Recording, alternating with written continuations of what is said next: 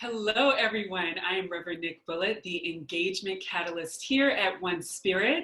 I am sitting here today with Dr. Willard Ashley. How are you? I am terrific. I'm so happy to meet you. Thank you. So nice to meet you as well. If you can start out just sharing a little bit about who you are, the work that you do.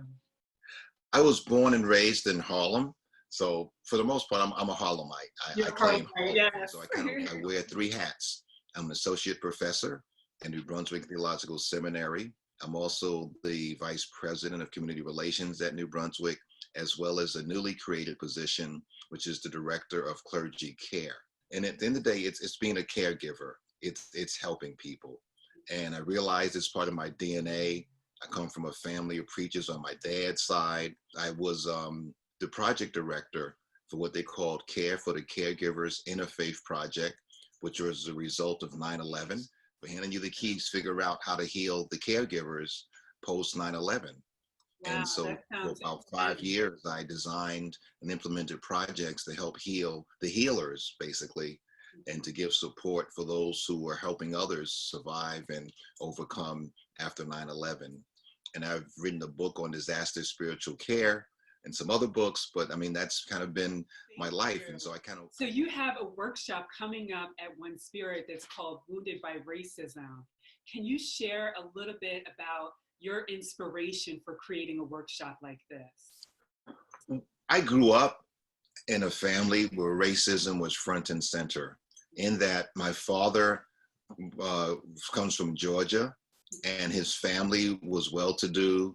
We had a typical great-grandfather that could pass, very fair-skinned, straight hair.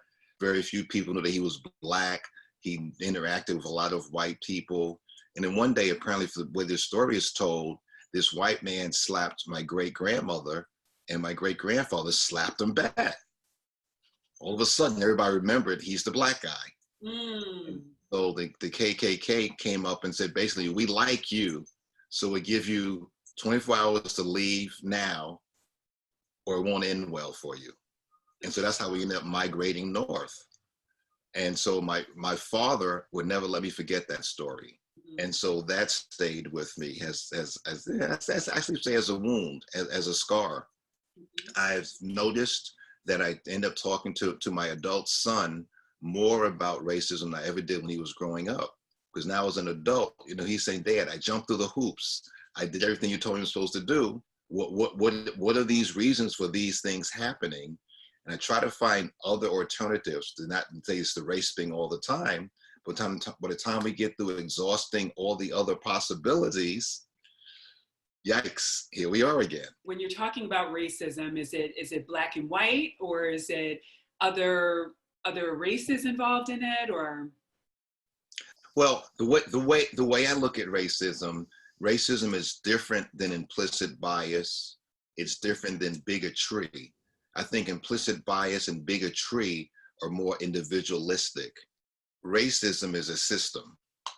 And it's a system where we talk about white privilege, where you get privileges that you didn't earn necessarily, but because of your pigmentation and this social construct, that you're allowed certain privileges, you're allowed to get away with things, to do things.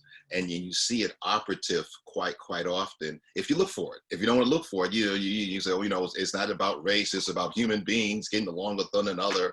No, it is about race. So who's going to be in the room for this type of conversation? I am hoping that we have a mix of people, that it's not all Black people, that there's white people, that the people think I'm out of my mind, that disagree with me totally, and they've come to challenge. Not a lot of those folks, but some of those folks. I don't need a lot of those folks. And I'm hoping that there are people that really can say, what, you're right, I've been wounded. But oftentimes when people come in, once they start talking about race, you can see their bodies change. And once you start to free people and say that, as my mentor, the late Dr. Phyllis Harrison Ross, who some say was the mother of Black psychiatry, she would say that there's nothing wrong with you. What happened to you is wrong. Mm-hmm. Right. And let's talk about that. My overarching goal is to be somewhat agitational, but always maintain a safe space. Yes. And that's a juggling act to be, Right. you know, agitation on the one hand, but create safe space.